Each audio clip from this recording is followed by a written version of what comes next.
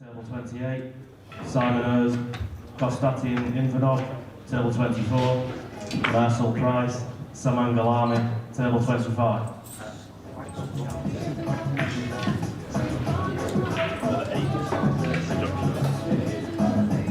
He made me breakfast this morning, though, so I'm really... He made me breakfast this morning, so I'm really... So it's pouring straight.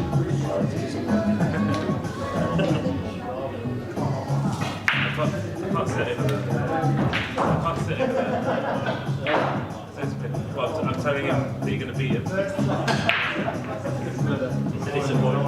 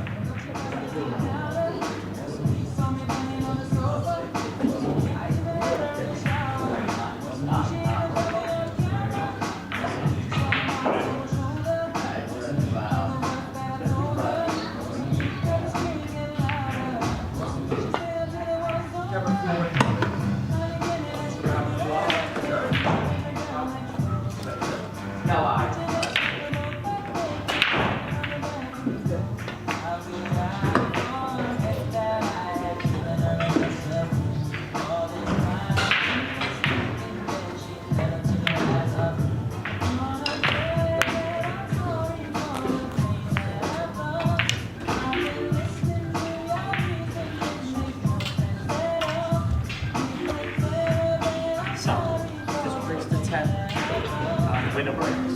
It's winner breaks. Rest 10.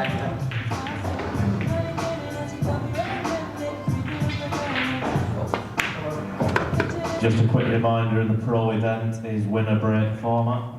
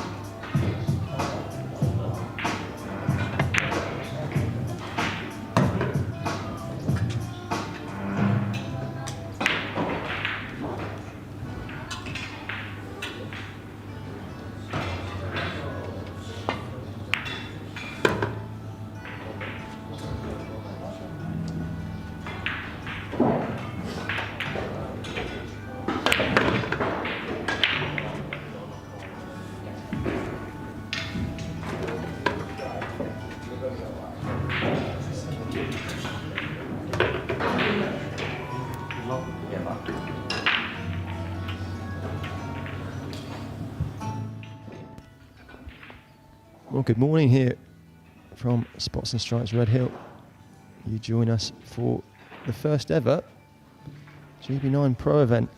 All the 8 players that were involved in the quarterfinals of the main event have been put into this Pro event instead of Tier 1.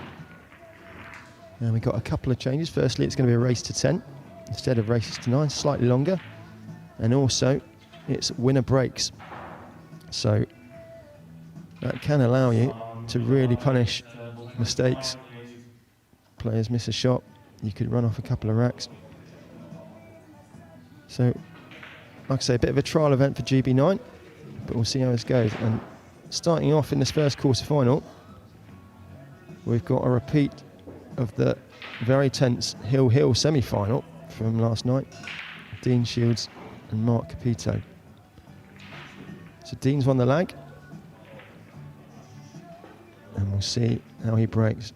He had a practice rack where he was breaking pretty well.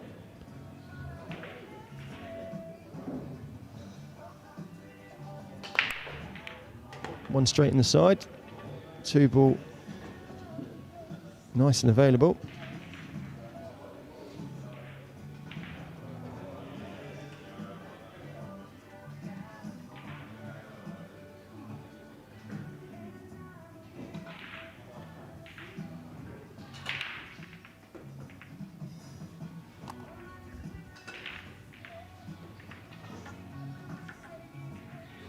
Immediately needing the bridge just to reach this one.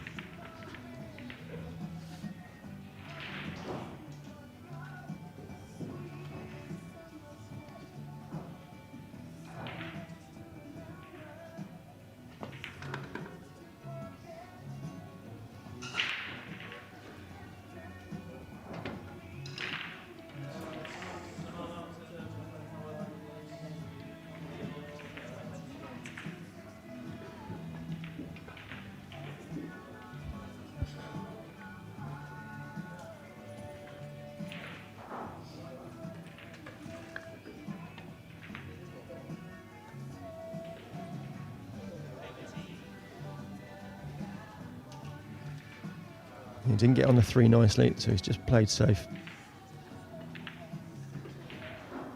Mark has good opportunity here. Hold the 3 ball down there. If he can get the cue ball top of the table, behind the 8, this will be good. Looks very good.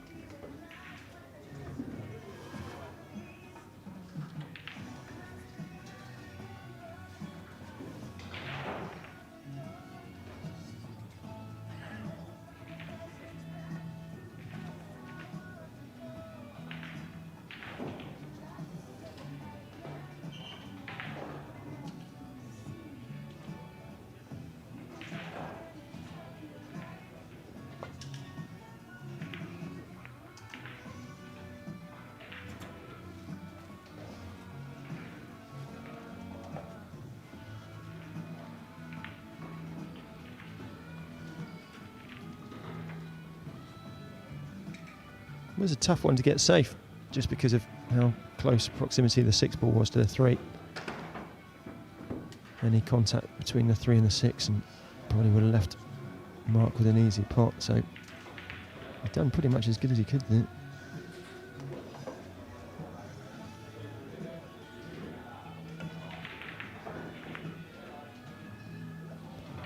Well, that's a friendly little contact on the 7.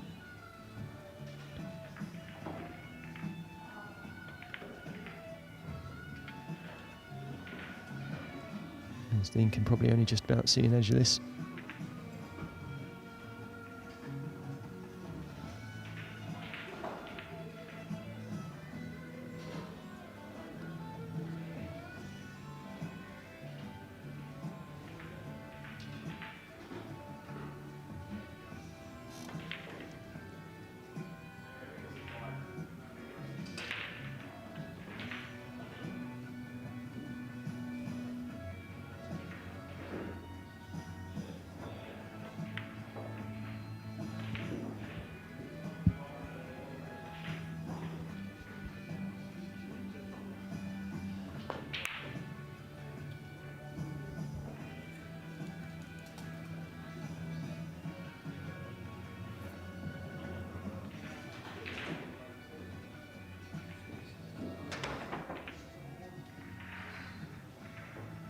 If you watch the semi-final between these guys last night, it was a really high standard.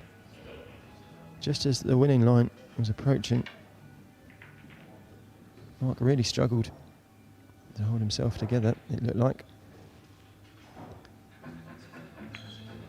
And he got, to be fair, a big stroke of fortune when Dean played safe, had him absolutely stuck to a ball, but just watched the object ball he played drift into the middle pocket from a really tight angle, something you wouldn't even be able to play if you tried. And so he stuck himself behind the ball, and that was pretty much curtains after that.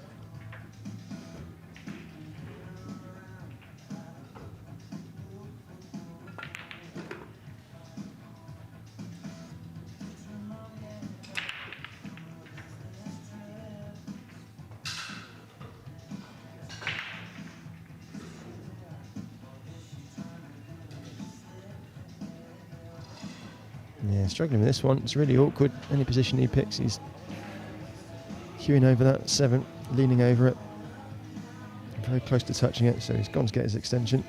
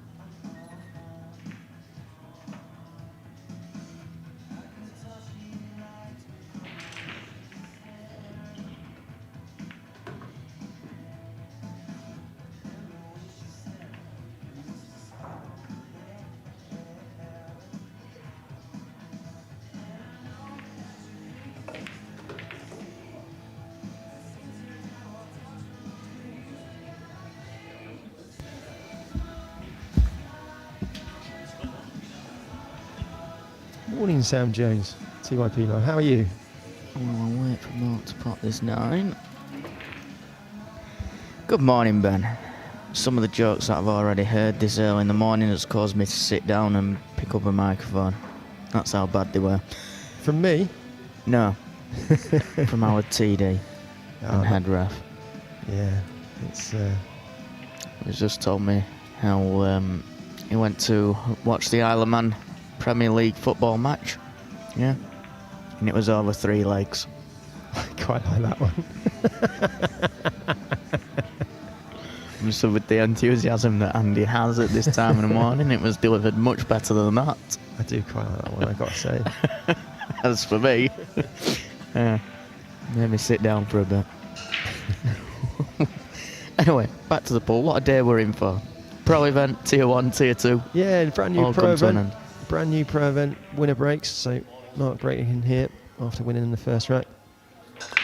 See what difference it makes. See if people can string together a few breaking runs. They really did struggle yesterday on this table to get many. So we'll see. It's tight equipment.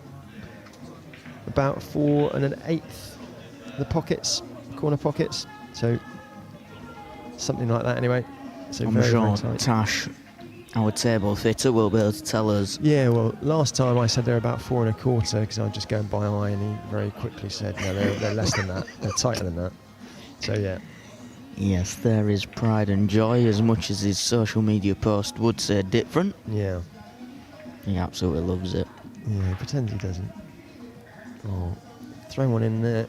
He almost took a run up to that one. Happy Gilmore sort of shot. There's that much a run movement. up, yeah. We're getting ready to take off, like we're at Gatwick. I might need a translator for the mild northern twang coming in from your way. Yeah, I do need to remember I picked up the microphone now. No, Dean's about 2 foot at least short there. Could have gone it like another 6 foot and still been alright. But yeah. Don't know if you can see enough of this for You know what I can see though? 4-9 off the 7. Well, I would say that's very, very adventurous. Oh yeah, I know it is. But he's looking at it. Yeah, I just like to call things that naturally come to me, and people can see how adventurous my 9-ball game is. If it happens though, you'll be the only man in the world that would have called it.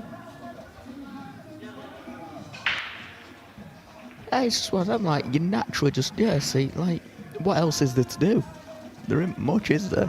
Really? Well, he really is taking a good look at this. I would probably move the magic rack though, short rack first. If you're hitting it at this pace, it ain't going to make any difference in the world. Oh. It weren't far away.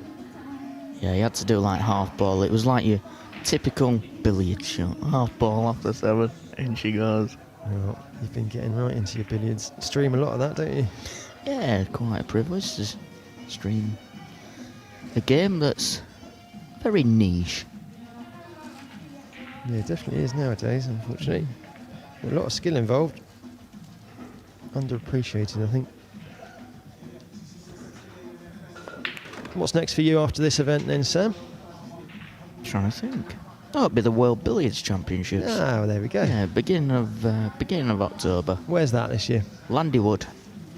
It's been there for the last couple of years. So I don't know if you've been to Landywood Snooker Centre. Yeah. It's a terrific snooker venue. I would say probably best in the UK. The amount of 4 or 5 star tables, all heated, professional setups. It's why a lot of the pros use it as their base, or at least to practice with other pros. Speaking about snooker tables, I've just got to tell you about... Oh, is this going to sneak in? It's just going to hold up, I think. It's holding up on the lip. Yeah. Just, I was in Finland for a 9-ball event earlier this year, and they had a game that I'd never even heard of before called Kaiser, but I won't even go into that. But what they did have that I'd never seen before was Predator, the pool company, Predator snooker tables. I've never seen those before, and never seen them since. Wow. Yeah.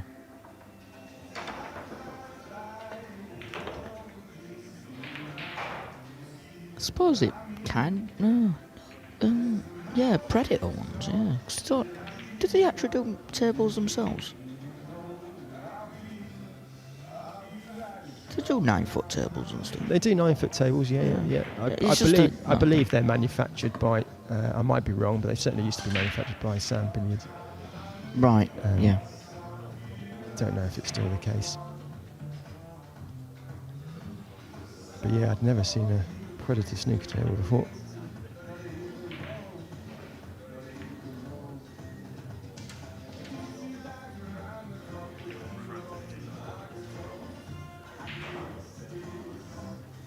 And I don't know if you've ever heard of Kaiser as a game before. It's certainly one that was new to me. It's almost like a weird mix of billiards and Russian pyramid with the super tight pockets, and the balls are huge. They're bigger than these American balls. And even a straight in shot, you think, yeah, I've got that, and you haven't. Just they're so tight. As Dean runs to 1-1. Have you seen the one with the Skittles in the middle? It's played on a bar table usually. Yeah, I have, yeah. That's quite an interesting one. It's more of a a little bit Eastern Europe, Central Europe kind of game, and I can't think of the name. Yeah, I don't know the name. Is that the one though where there's sort of 4 white Skittles and then almost like a golden Skittle in the middle? Colour, and the idea is to hit the gold one, but not the other one. Yes. Which makes it like really that. tough. Yeah. There's actually a guy who I know based near Hull that has a table and the game. That's really all it plays. It's mental.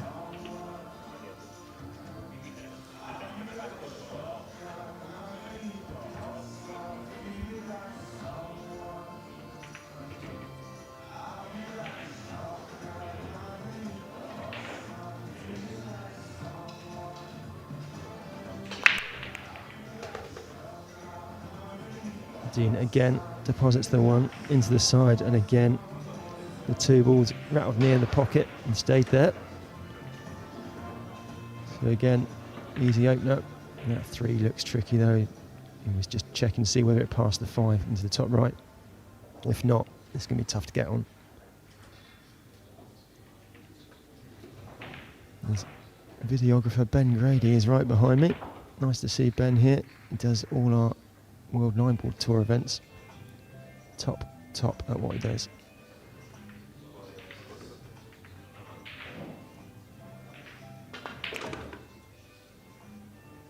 Well, he's played for it in the top right, so I assume there is enough of a gap, or he can make it combo. Possibly squeezes past.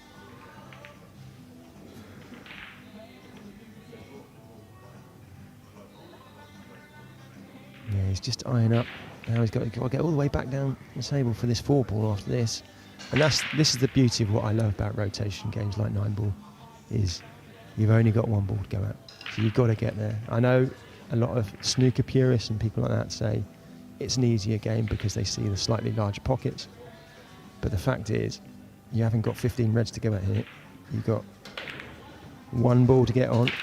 As you can see, cue ball was tracking in that direction, but he's forgotten rule 1. Pop the ball. But he's played a little game of hide and seek. But we'll see the short cue here from Mark for the first time.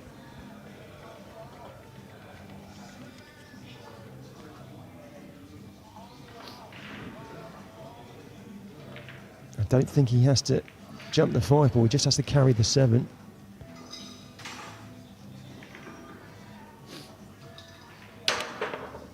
Oh, and it just bobbled over the edge of the 3, and he's missed that, and it's ball in hand for D.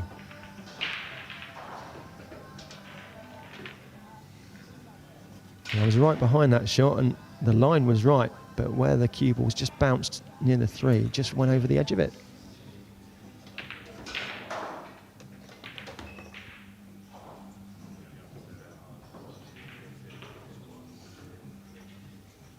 Yeah, you've got to say nice things about Ben Grady when he's got his camera in his hand, because then you know you'll get your good side, if you've got one.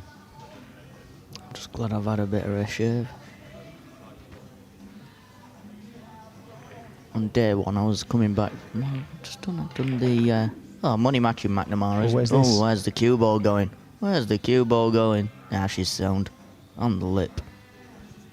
He put his hand almost towards the pocket as if he thought it was definitely in, and then snatched it away.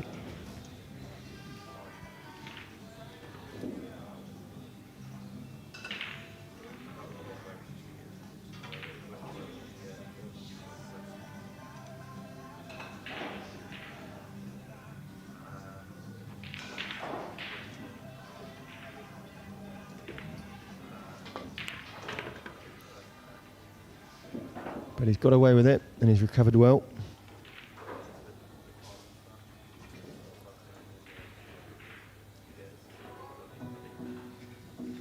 One thing I've ended up enjoying with the rotation games and things like that, and especially 9-ball, is from a commentator's perspective, it's easier to kind of say the correct shots, because it's very rare there'll be a different route to go through anything. The only thing that would be different is someone seeing a 4-9 combo off the 7. Yeah. You know, maybe that one's a little bit on the extreme. Well, however, he went for it, so it couldn't have been that extreme. I'll just say that I didn't see it. However, me saying going from 7 to the 8 here is kind of obvious. Yeah. They're trying to roadmap these out and make it as simple as possible, and that can mean it's difficult to make it sound exciting. But we love, especially the beginning of the racks generally, when there's lots of things to work out. Dean's rattled through these really well, even with a slightly lucky escape. Right, the next rack we'll try and make it exciting then. Get ready for it.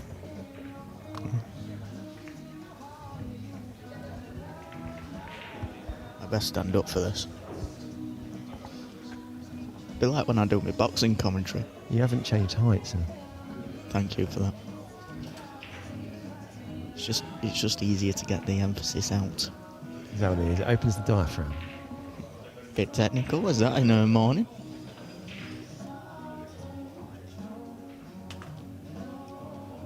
It is 2-1 to Dean. I think he's forgotten to score it. No, he's doing it now.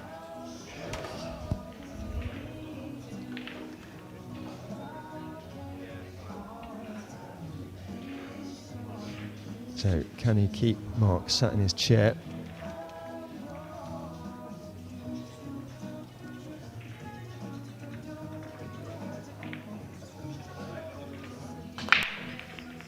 This time, one ball's high,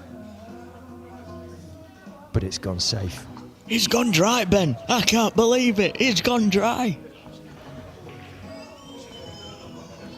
Yeah, I'll sit down. I don't know, something to be said for it.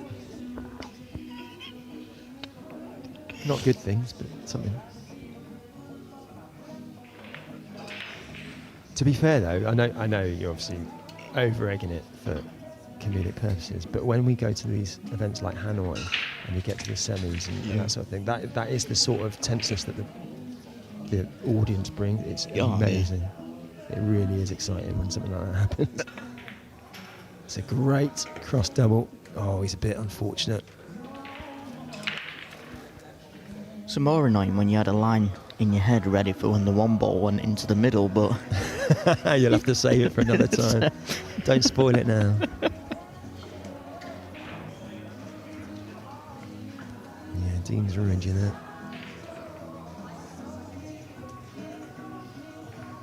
So, just trying to gently play safe, but he hasn't got there.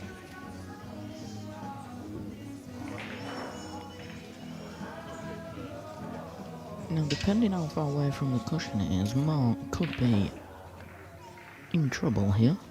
State the obvious. Yeah, Dean's going to try and stick him on this 5. It's an easy enough hit, as much as they're tough to judge off a very close route. There's just not enough distance. But it's just going to be relying on luck here. And hasn't got any. So, Dean back in control. More natural to float up the table, potting that 2 into the side.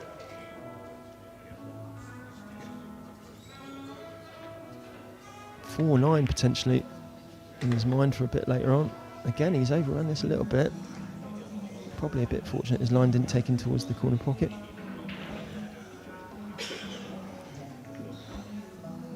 Now, he's not looking at the combo though, because he can run this off 3 rails. As he's sort of pointing there, that'll be the second rail going towards the bottom. And then he can leave the 4 for the same pocket. He's going to pop this 3 in. These can be deceiving though. These can be tougher than they look. Yeah, that's a great shot. And going for shots that can be deceiving, especially for people that may be watching that aren't regulars of playing on an American table, is the combo shots. How wide they can just throw. You could look at what would, like, as an English pool player or some player, you look and think, oh, that's a dead set plant, is that? And you play it and just slightly off. And it makes you look like you've misaligned it by a country mile. Yeah, especially with any sort of distance between the balls, they're really, really tough. And that's why you see the top pros don't really go for them that often, unless they're forced into it. Oh dear. Yeah, well, that's what certainly made me understand that now, because probably a few years ago I'd be screaming at the TV going, why not just go for the combo? It's there. It's easy. Well, it's complete opposite.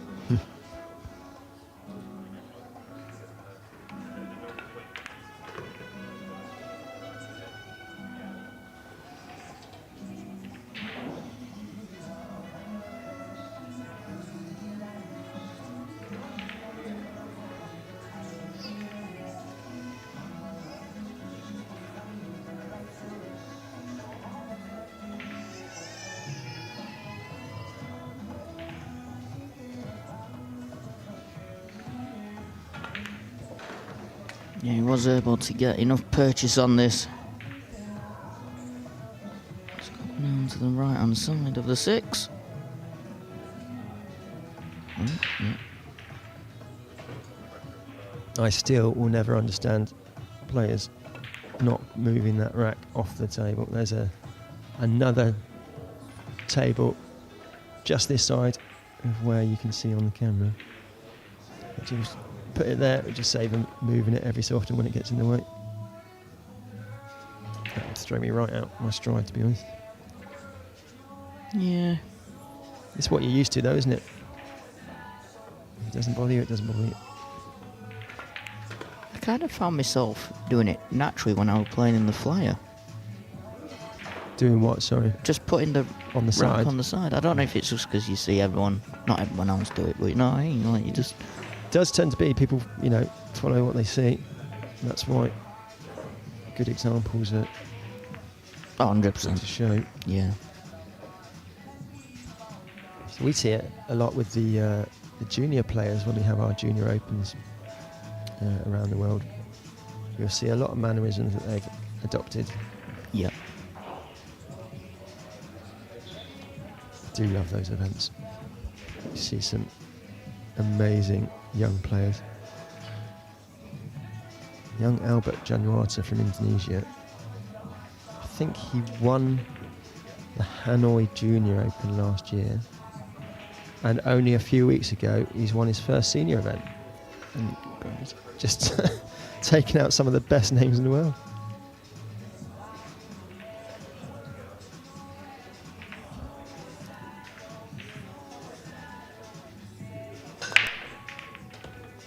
Nine ball's in. Dean was out of his seat as it was tracking straight towards it. I've missed my opportunity there. You Gutted. have. You'll have I was another too one. busy though. looking at the scores. And But this is the difference with the winner break. See, Dean's missed a shot. Mark's finished those balls off. It would normally have been Dean's break then, but because the winner breaks format, Mark comes to the table. Golden break, and suddenly Dean's mistake is now cost him at least 2 racks. Could be more.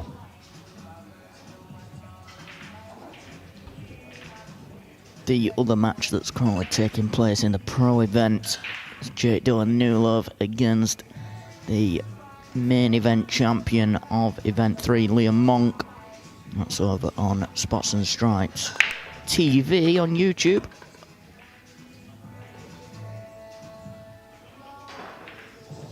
I thought you had a line for one in the side. Sorry. Yeah, no, well, I was trying to finish off the score here, but Jake's leading that one 4 racks to 3. It's not going to be worth it, is it? When we get there. We're going to build it up too much now, that's it. I'll forget about it. Yeah, Jake's very capable. Not surprised he's leading against Liam. To be fair, this pro event is very open. Like I said, all the quarter-finalists are involved. So you've got these 2 players here, obviously. Jake, Liam Monk playing the other quarter-final that's going on in it. And then after these matches, we'll have the other 2 quarter-finals. We've got Matty Wrigley and Mark Foster.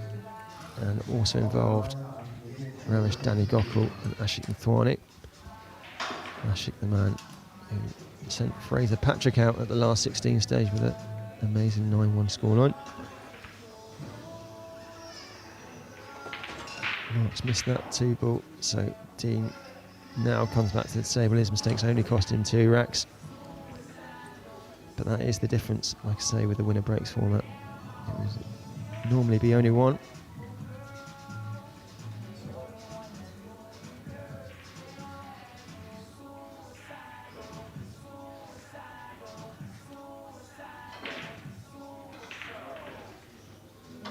Real first 2 ball. Doesn't get out though.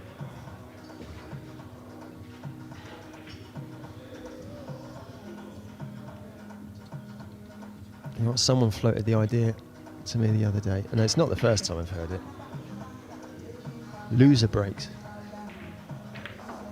There's sometimes the feeling that winner breaks is too punishing.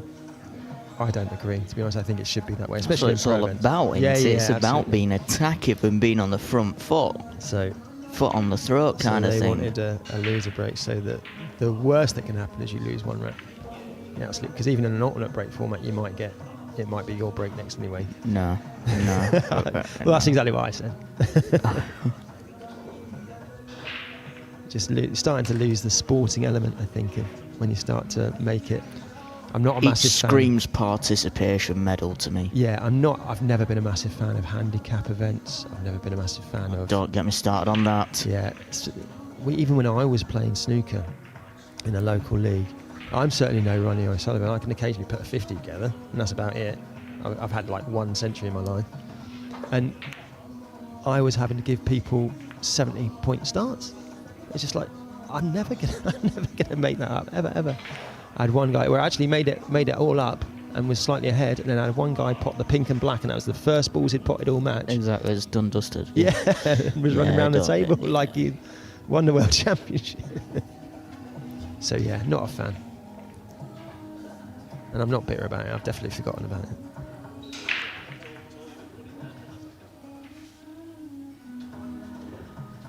I'll say it as strong as it's ruined the progression of people's abilities in cue sports in the UK.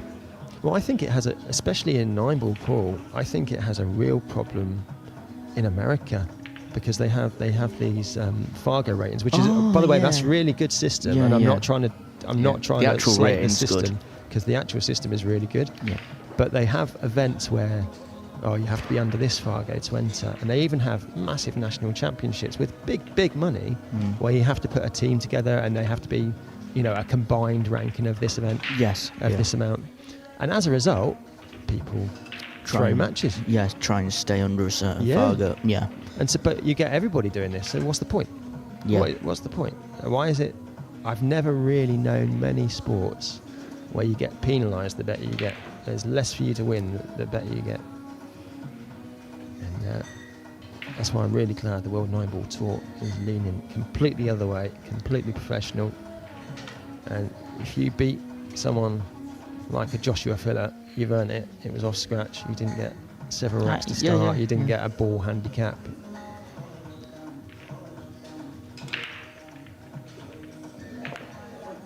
That was very, very wide.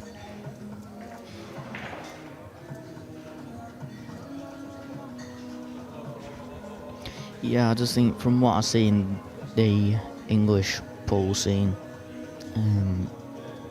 the frame handicaps has just completely and utterly ruined it. I understand why some clubs have done it to try and prop up numbers or whatever else, but equally I would say, well, it never hurt for the last century of pool that's been played prior to that. And then now it stops it where people don't want to get above Cat 4 or whatever. Yeah, whatever the system is. Because There's so many different effectively, when you, systems as well. because once you, it's a bit same with Fargo rating. So, if you break that 500 barrier, then you're low on the 600s or whichever way it goes up.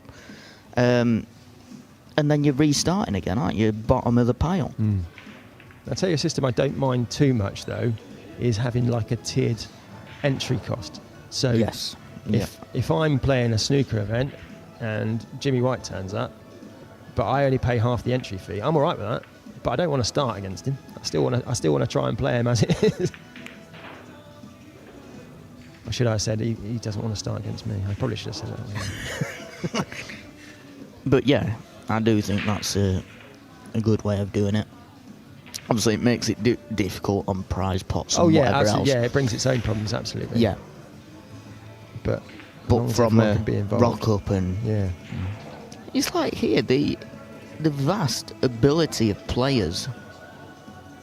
Obviously you've got your pros, you've got your WNT pros, and then you've got people that rock up because they love 9-ball and. Yeah.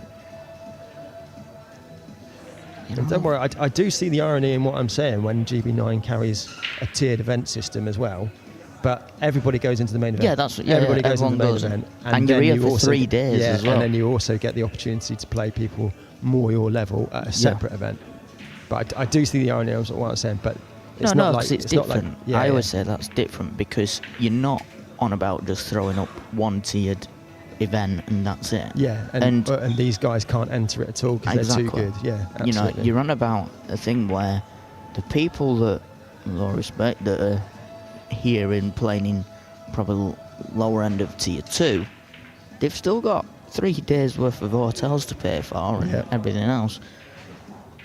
You know, so it's dedication, it's the enjoyment of the game, and that's important. And then, you know, it'd be like me, if I entered, I'd be hoping to play someone that's on the pro ranking scene and get a buzz off that in the main event. Absolutely. Well, I tell you what, we get a lot of that with the World 9-Ball Tour when it's an open event, an open entry. Players want to draw Shane Van Bonen. They want to play against him. And I completely understand that side of things as well.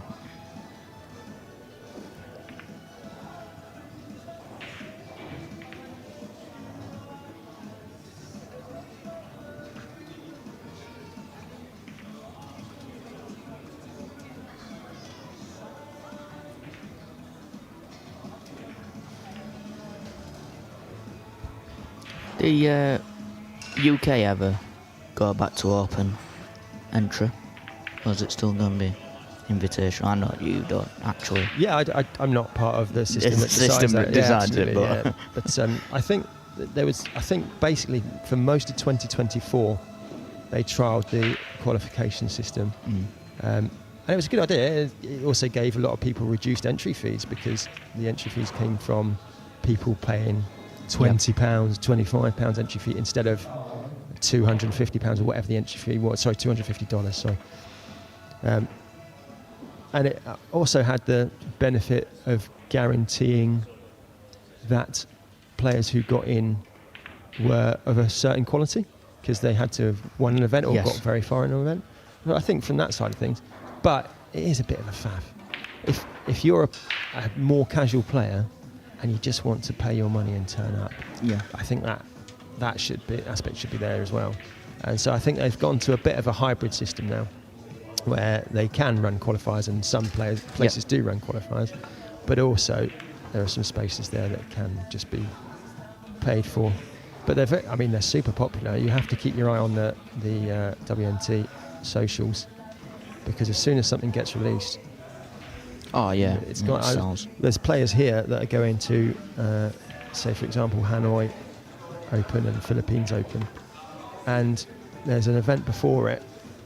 Where's that? Cue ball. Oh, there's an event before it, the Perry Open, which Dean's actually wearing the shirt for. That's his Perry Open shirt, and they were too late to get in. So it's you have to be super quick, and you think these are the guys that are going to be on it. And I suppose when you go in to a lot of the eastern countries where this game is the football of England, then it's going to be filled up within a matter of seconds, not and they're days. Absolute monsters that you've days. never heard of that can all play the game super well, and you just get it's very, very difficult. They live day to day by hustling. Yeah, there is certainly an element of it, but it's amazing when you go out there. Like you say, it's a bit like being the football of, especially Vietnam and Philippines, I would say. A massive. I've never really seen clubs like I've seen in Vietnam, where all of them have got at least 50 tables. Some have got over 100, and they're full all day long, and they're 24 hours. Yeah. They're full. It's crazy. Dean wins that one to bring us back to a level game at 3-3. I will concentrate on the match a bit, I promise. In the other match, Liam Monk's retaken the lead and is now 5-4 up on Jake Newlove. That match is available to stream on the Spots and Stripes YouTube channel if you would like to watch that one. Looks like Dean needs a new shirt there. His name's just breaking out. It's been through the wash a couple of times, I think.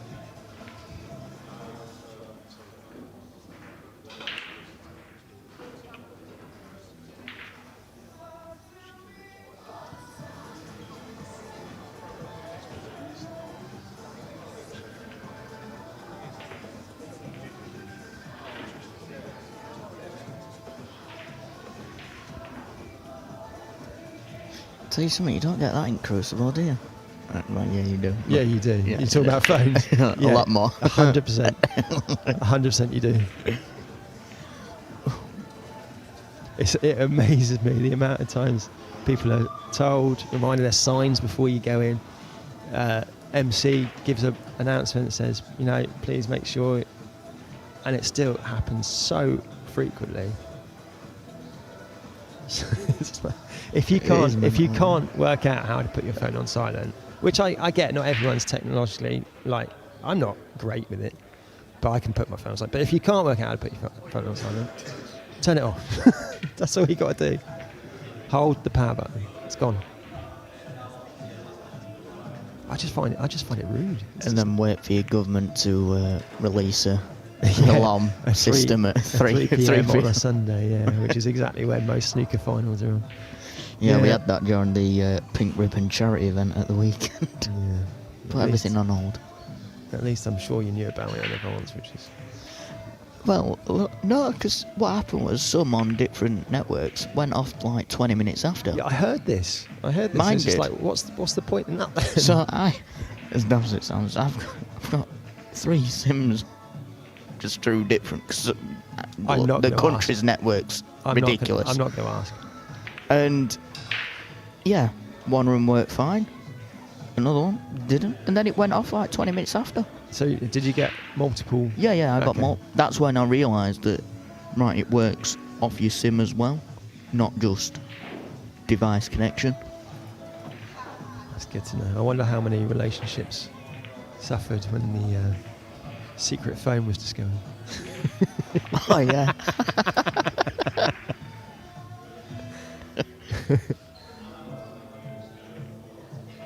I think your Nokia 3310s are quite safe and sound in that department. Oh, they don't need an emergency warning because they're actually nuclear proof, aren't they? Yeah. Why don't you just hide inside it? Nice shot from Dean there, to be fair. Oh yeah, there's a match on. Sorry. I'm just trying to vision the out on here. It's going to be bottom rail. Watch for the slide. You're probably going playing this 2 rail, aren't you? Just to be more safe about it, knowing off to think about then. Yeah, it's still an outside chance. Oh, he's gone. He's gone the original shot that I was thinking about. And he's going to find the gap here. And he's found the gap, lovely. What a shot. What a shot. Get that one on the highlight reel. Send it to 10. What do you think about players apologising for things like, let's say, a golden break? I completely get, by the way... You're asking the worst person for it, because I do not apologise for anything. Ah, well, that explains a lot. But, like, the one... I get when you get a bit of luck. I do get that. But I think something like a golden break, especially when you're aiming to run the cue ball off the side rail and hit the 9 ball. And that's how I would say the majority of golden breaks happen now. Yes. Yeah. And then they still hold their hand out. And it's just like, well, that's exactly what you meant. Like, I know you you can't. You're going I know for you it, can't yeah. 100% assess the angle, and the 9 ball's going to move a little bit, and so you're a bit fortunate that way. But you were trying to put a golden break in. Wow. He got down a little bit quick on that one. The 4's gone begging, and a chance for Dean to take the lead. Yeah, apologising. The bit that did me in, and this is just obviously one personal experience, and that was it really, and it changed my mindset from that day onwards, was I play some outrageous shots on a English pool table. I mean them, but they just look absolutely ridiculous. You know, 2 cushion, 3 cushion things, whatever. And I was one of these where if I knew I was lucky, I'd apologise and whatever else. And then someone just started kicking up a fuss about certain shots, and I'm like, I'm sitting here going, well, I meant it. And then from that day on, I'm like, right, I'm just not going to apologise or I'll... Well, do you think then some people just apologise just to save that sort of aggro from even happening?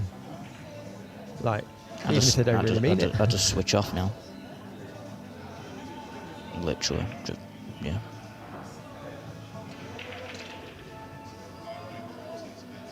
Dean, a bit of pace control needed here. He's going to pull this back straight down the table. Just needs to find the gap. Shouldn't have a problem.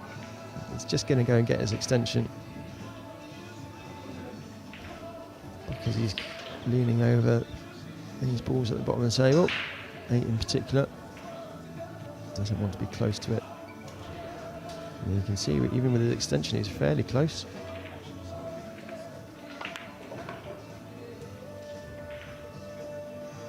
That's perfect. And going back on the apologising, it then doesn't allow you as a player to get wound up if you're playing someone that doesn't apologise. Well, do you know what? When I apologise, that's half the intention. Is to go, oh yeah, I got lucky. Because you know some people blow their heads up. Yeah.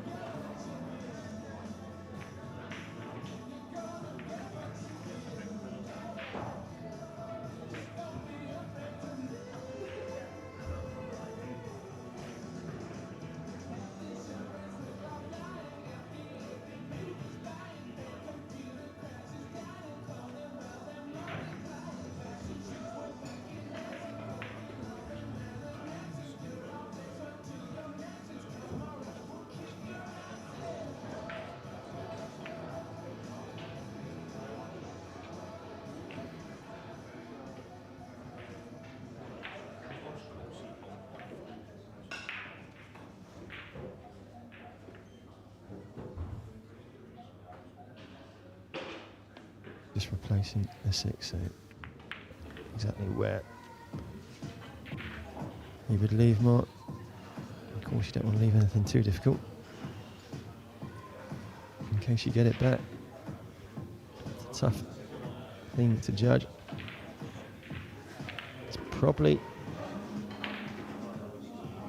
not quite left the bank. So Mark's played pretty safe. And queuing over that 6 ball makes this super tough if you're going for the pot.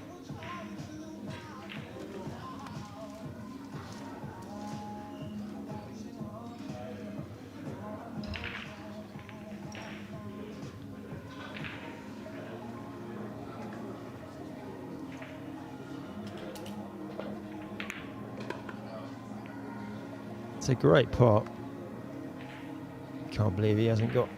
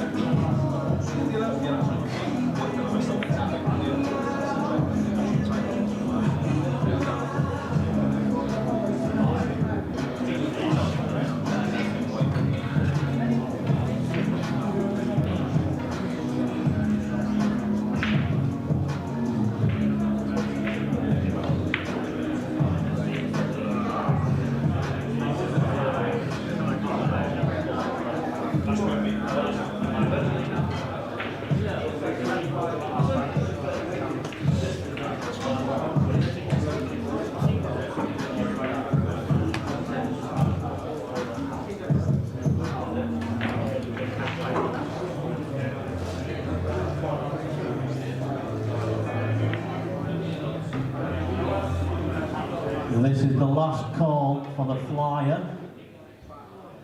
If you haven't had a match scheduled today, then you're eligible to play. Come to the tournament desk. The registration closes in 3 minutes.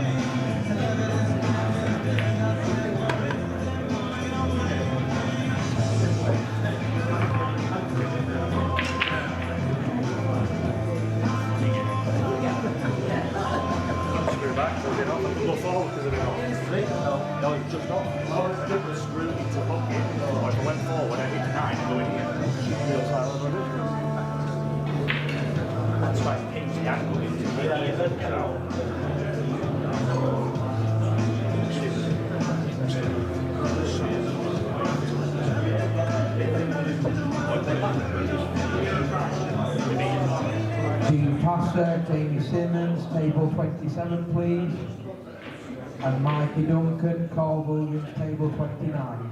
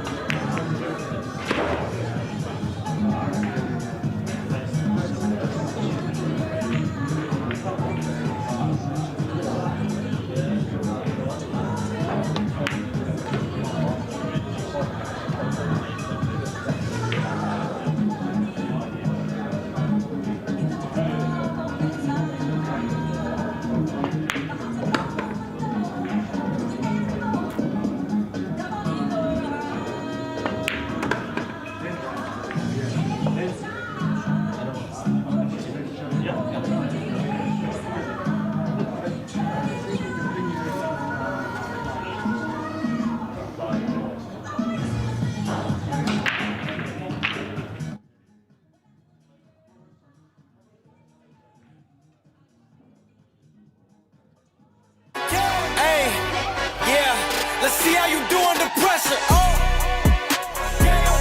Hey. Let's see how you do under pressure. Give them a name to remember. Hey. A moment can live on forever.